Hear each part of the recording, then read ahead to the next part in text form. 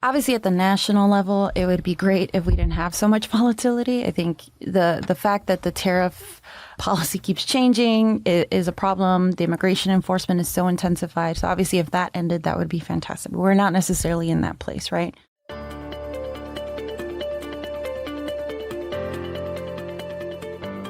Hi, I'm Fred Dews, and this is The Current, part of the Brookings Podcast Network. In America, hundreds of thousands of Latino-owned businesses employ millions of people and generate billions of revenue. These businesses are vital to national prosperity, but are currently under pressure from what my guest calls a policy-driven economic crisis. Tonantzin Carmona, a fellow at Brookings Metro, is author of a new report, Stabilizing Latino Entrepreneurs Amid Federal Policy Volatility, in which she explains why changes in trade, immigration, and federal programs are creating a challenging environment for Latino entrepreneurs and what actions could offer relief. She joins me now on The Current to discuss her report and to introduce us to a couple of Latino leaders in the Little Village neighborhood of Chicago. Tonantzin, welcome to The Current. Thank you so much for having me. So I glossed over the figures in the intro, but can you give our listeners a sense of the scale of the contribution of Latino-owned businesses in the U.S. economy? Yes, of course. Latino entrepreneurs are starting and expanding businesses in record numbers. Between 2017 and 2022, Latino-owned employer firms, or those firms that employ at least one person, grew in nearly 90% of U.S. metros.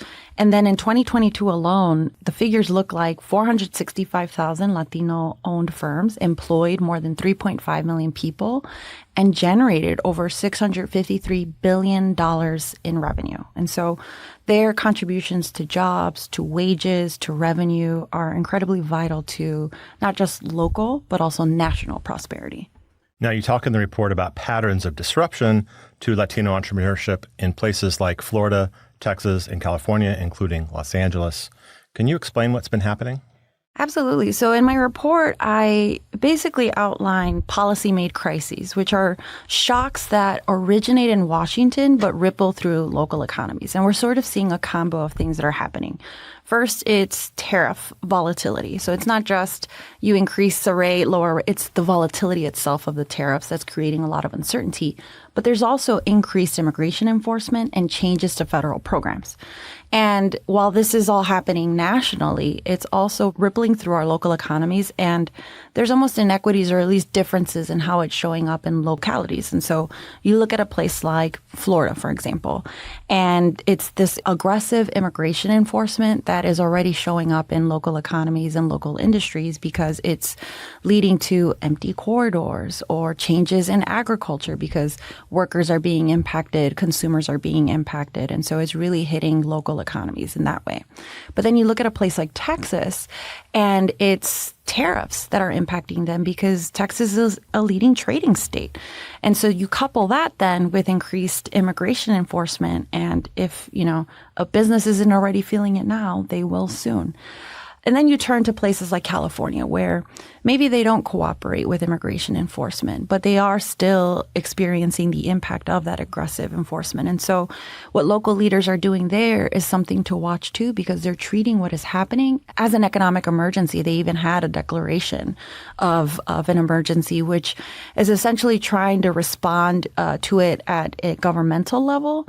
And they're kind of paving the way for what other local governments can be doing in this moment, because in many ways it is a shock. Some are responding, some are not quite there yet, but we need to be paying attention. So your research is national, but it also includes the Windy City, the city of broad shoulders, the second city, Chicago, and specifically the Little Village neighborhood there. I'd like to play for listeners part of a conversation you had with two Latino leaders in Little Village. But first, can you describe your connection to that place? Absolutely. And, Little Village is a place that is near and dear to my heart. It's where I was born and raised. I'm very proud of where I come from.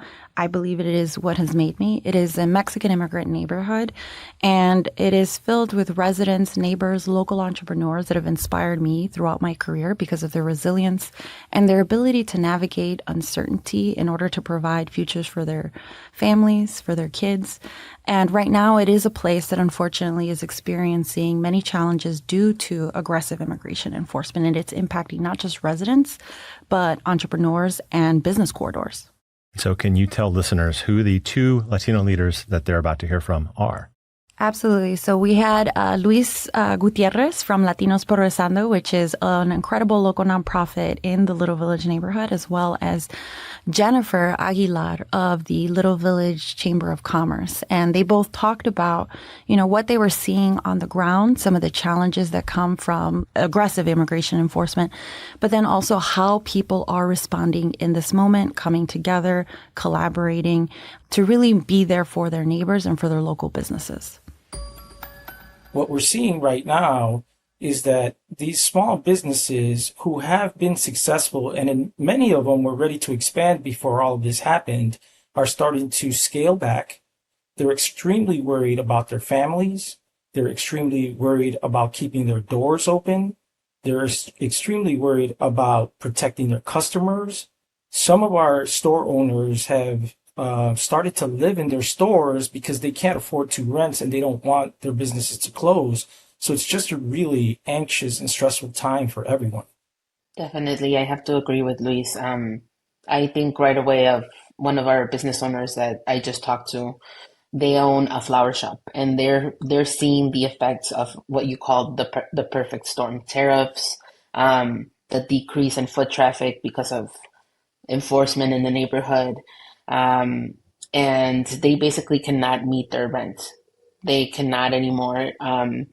They were telling me a story about how the tariffs has caused them to increase the price of the flowers that they sell, and the decrease in foot traffic basically doesn't have a lot of people coming in anyway. And when they do come in, they're like, now I have to pay $50 for a dozen roses because of the tariffs. It's just very um, unsustainable. And they have lost many customers and they have lost that revenue.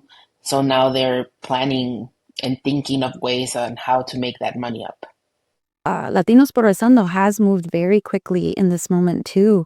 You've launched a corridor resilience fund to try to get dollars out the door. I'm curious if you can just walk us through how that even came together, why, what gaps you were trying to fill, and what you foresee as maybe some potential outcomes of this work. Last year, in 2024, we launched a report called Fuerza Mexicana with some of our partners. And one of the focuses of that report was economic development. And so something that came out of that report was that there is a brown belt in the city of Chicago. There are 15 majority Mexican neighborhoods across the city. All of those neighborhoods have commercial corridors. All of those neighborhoods have small businesses that pay taxes and support the city. And so through that work, we reached out to a couple of our partners, particularly partners on the Northwest Side, Onward Neighborhood House, partners on the Southwest Side, the Greater Southwest Development Corporation, and talked about what are some of the needs that our small businesses had. Some of the things we learned through COVID. And so we wanted to make sure that we started to raise money for a fund because we know that as Jennifer and her brilliant idea of marketing the Shop Local campaigns, it's great. And there are a lot of people, not just in our neighborhood, from outside neighborhoods that are coming in using those lists to shop, which is absolutely excellent. But we also know that there's going to be a gap because even with those folks coming in, you don't know what's happening on our corridors on a given day. And so people are still very frightened. And so this fund is really important to help some of the small businesses continue to stay open. And so working with all the partners across the city, we thought it was really important to launch this fund and we're happy to have launched it. We're gearing up now to start deploying some of those funds at the end of the month. I think trust is definitely the most important part of the work that we're doing, especially with this delicate situation. Um, we have to take care of each other. We have to take care of the vulnerable population um, in our community. And the relationships, that's a big part of the work that we do. That's what the chamber does, is we have those relationships with our business owners. They know that we're there to support them. And we've started programming in the past years to improve those relationships. We have a free membership program to encourage businesses to join us and to really experience what it's like to be with the chamber and being a member and the benefits of membership. And I think during this time, we're seeing those benefits, and our businesses are seeing those benefits of being in community, of being connected, of having that support. right now we have a person that their full-time job is to be out there stopping by every single business, checking in on them, having conversations. Most of the data that we have is stories. It's just stories that the businesses share with us, their concerns, and that's where we get the ideas for what workshops do we need to do, what trainings do we need to do.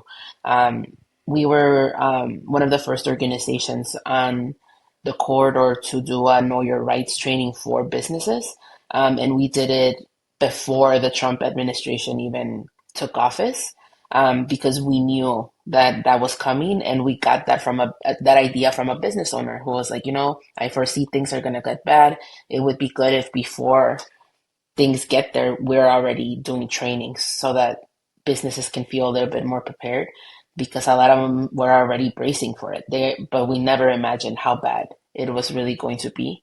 And that's why we have done multiple types of training, basic know your rights, but also getting into the audits, right, of paperwork.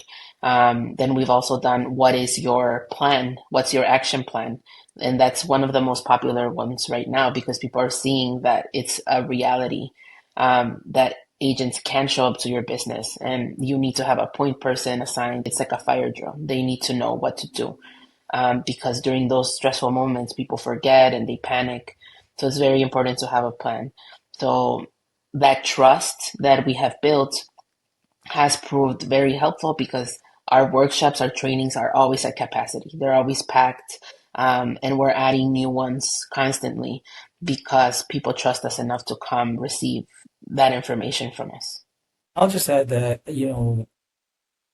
if you look at the small businesses in the city of Chicago and how much they've provided for the city, it is not about skill or want or anything else. It's about resources. And so if you are in a position to support small businesses, please do so.